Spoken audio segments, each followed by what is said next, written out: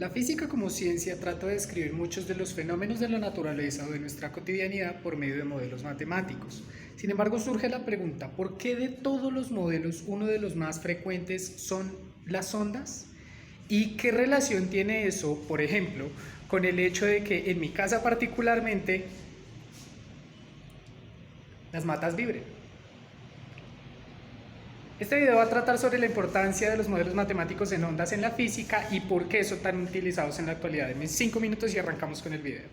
La mayoría de fenómenos que nosotros estudiamos en nuestros cursos iniciales de física son descritos por ecuaciones lineales o de grado 2. Un buen ejemplo de esto puede ser el movimiento parabólico o la ley de Hooke, que dice que la fuerza es directamente proporcional a la constante de elasticidad del resorte multiplicada por la variación en su longitud, bien sea que lo estemos estirando o que lo estemos comprimiendo.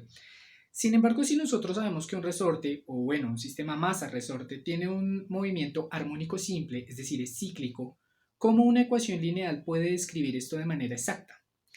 La respuesta a esto son básicamente las derivadas. Recordemos que la derivada de la posición respecto al tiempo es la velocidad y que la derivada de la velocidad respecto al tiempo es la aceleración. Si nosotros analizamos este tipo de movimientos que son armónicos simples, vamos a notar dos cosas que son muy particulares. La primera de ellas, en el punto máximo de desplazamiento, nosotros vamos a tener también el máximo de aceleración, en este caso el máximo de fuerza. Pero a su vez, para ese mismo punto va a haber un pequeño instante en el que la velocidad sea exactamente cero. Luego, esto quiere decir que para el mismo valor de x, la primera derivada tiene que ser igual a cero, mientras que la segunda derivada tiene que ser un máximo. Esta igualdad que acabamos de plantear es precisamente la que justifica el por qué funciones como senos o cosenos son las utilizadas para describir este tipo de movimientos, ya que cumplen dicho tipo de relación o igualdad entre su segunda y primera derivada. Asimismo pasa, por ejemplo, con los péndulos. Nosotros sabemos que los péndulos son movimientos armónicos simples y que el uso de estas ecuaciones puede describir el comportamiento que ellos vayan a tener. Sin embargo, surge una duda. Muchos de estos movimientos son analizados de manera utópica, es decir, despreciando el efecto real que tiene la fricción u otras formas de pérdida de energía en el sistema. Luego, ¿será que las ecuaciones que nosotros estamos utilizando son suficientes para describir esta clase de movimientos? ¿O será necesario cambiar por completo el tipo de ecuación que estamos utilizando para describirlos? Si ustedes se fijan de fondo, acabo de poner un video precisamente de un péndulo que está perdiendo energía a lo largo del tiempo, y si la ecuación no es capaz de adaptarse de manera rápida a este tipo de cambio, entonces el modelo matemático no sería tan preciso o se necesitarían de una infinidad de modelos que lo describan de manera real. Sin embargo, esto no sucede y las ecuaciones que nosotros utilizamos, es decir, senos y cosenos, se pueden adaptar bastante bien a esto.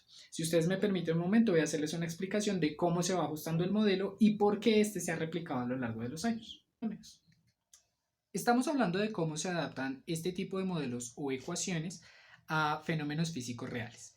En el caso de las funciones trigonométricas seno y coseno, nosotros tenemos que si multiplicamos la función por un valor adicional en su parte externa, nosotros vamos a tener un cambio en la amplitud. Eso quiere decir entre el valor máximo y valor mínimo que tenga dicha oscilación.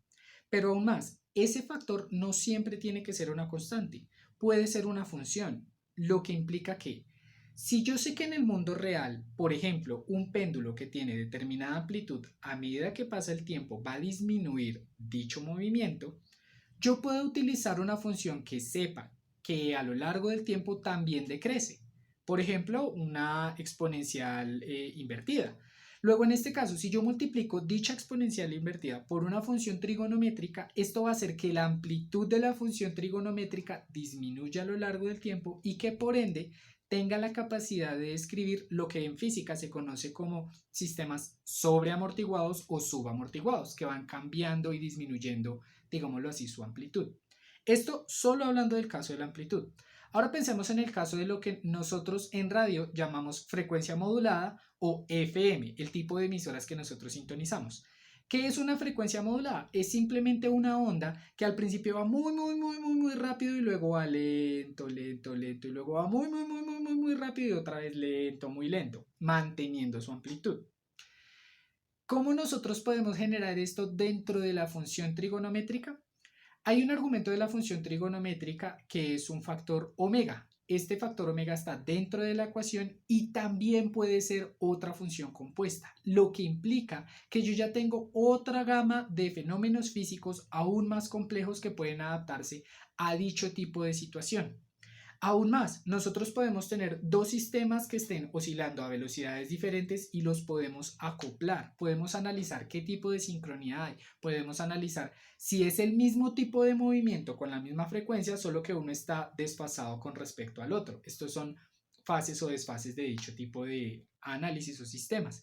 Luego, la misma ecuación con pequeños cambios, bien sea agregándole factores, multiplicando por funciones o agregándole variables por dentro o por fuera de la función, permiten describir una gama muy amplia de sistemas y que de hecho se replican a lo largo del tiempo. Entonces, por eso las ecuaciones trigonométricas son un modelo muy utilizado para describir esta clase de sistemas. Recordemos que en las funciones trigonométricas, al derivar, muchas de las constantes que tiene la función van a desaparecer y por ende la primera, segunda, tercera y cuarta derivada van a tener un comportamiento cíclico entre sí, que es lo que de hecho nos funciona o nos interesa que suceda en la física. Luego, esta es una de las razones principales y, por ejemplo, en el caso de sistemas amortiguados, como yo les estaba comentando inicialmente, las plantas en mi casa vibran porque el edificio vibra, pero al tener un cierto efecto de amortiguamiento por su estructura, las matas entonces tienen un movimiento armónico simple que a lo largo del tiempo se va disminuyendo. Ese tipo de vibración también se puede describir con esta clase de ecuaciones y esa es la razón por la cual a lo largo de muchos años la física ha utilizado ese tipo de ecuaciones para describir esos fenómenos.